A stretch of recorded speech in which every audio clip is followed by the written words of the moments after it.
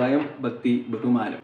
നമ്മുടെ ദിലീപേട്ടൻ്റെ ജാമ്യം കിട്ടിയ പോലെ തന്നെ ഇതിൻ്റെ ഡയറക്ടറാണെങ്കിൽ ഈ സിനിമ അനൗൺസ് ചെയ്തപ്പോൾ തൊട്ട് ഇതിനൊരു മുൻകൂർ ജാമ്യം എടുത്തു വെച്ചിട്ടുണ്ടായിരുന്നു. കാരണം നോ ലോജിക് എന്നുള്ളൊരു മുൻകൂർ ജാമ്യം പുള്ളി ഇതിന് പടം അനൗൺസ്മെന്റ് തൊട്ട് പുള്ളി അത് എടുത്തു വെച്ചിട്ടുണ്ടായിരുന്നു. ആ പറഞ്ഞതിനോട് 100 അല്ല 120% നീതി കൊടുത്തിട്ടുണ്ട്. കാരണം പടത്തിൽ ലോജിക്കോ സെറ്റപ്പോ ഒന്നുമില്ല, ഫുൾ മാഡ്നസ്. നമ്മുടെ അജിത്തിന്റെ GBU പുള്ളിയുടെ ആ സിനിമ കണ്ടവർക്കറിയാം. അത് അജിത്തിന്റെ ബർത്ത്ഡേക്ക് ഏതോ ഫാൻസുകാർ ഒരു മാഷപ്പായിട്ട് ഇറക്കാൻ വെച്ചിരുന്ന സാധനം അത് കട്ട് ചെയ്ത് പുള്ളി ഒരു സിനിമയൊക്കെ എടുത്ത് വെച്ചതാണ് GBU. അതേ സെയിം സെറ്റപ്പ് തന്നെയാണ് ഇങ്ങോട്ടും വരുന്നത്.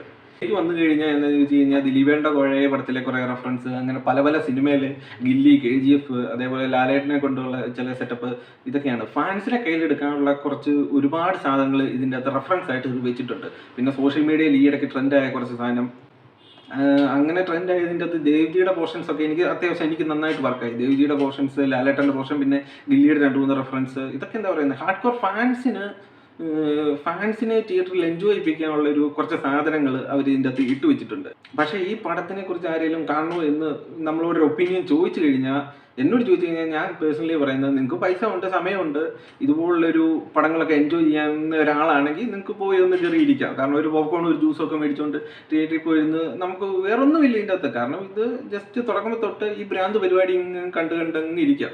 ആന്റണി GBU പോലുള്ള സിനിമകൾക്ക് ഇഷ്ടപ്പെട്ട ഒരാൾക്ക് എന്തായാലും ഈ സിനിമ ഇഷ്ടപ്പെട്ടില്ലേ. നമുക്ക് ഇതിൻ്റെ അകത്ത് ലോജിക്കില്ല, ഉള്ളി മാഡ്നസ് എന്ന് ഈ പടത്തിൻ്റെ തുടക്കം തൊട്ടേ ഇങ്ങനെ കാണിച്ചുകൊണ്ടിരിക്കുന്നിടത്ത് നമുക്ക് ഇതിൻ്റെ കഥയൊന്നും ഒത്തിരി ചോദ്യം ചെയ്യാൻ പറ്റത്തില്ല.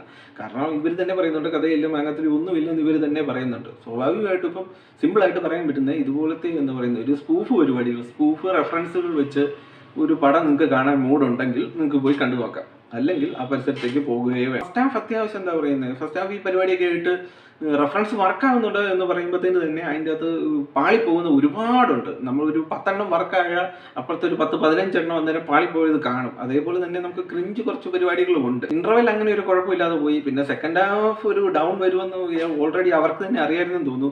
അതുകൊണ്ടാണ് നമ്മുടെ ലാലേട്ടൻ്റെ ഒരു ഗസ്റ്റ് റോളൊക്കെ വെച്ച് അവരൊന്ന് കവറപ്പ് ചെയ്തു. മാക്സിമം അവർക്ക് പറ്റുന്ന പോലെ അവരൊന്ന് കവറപ്പ് ചെയ്തു.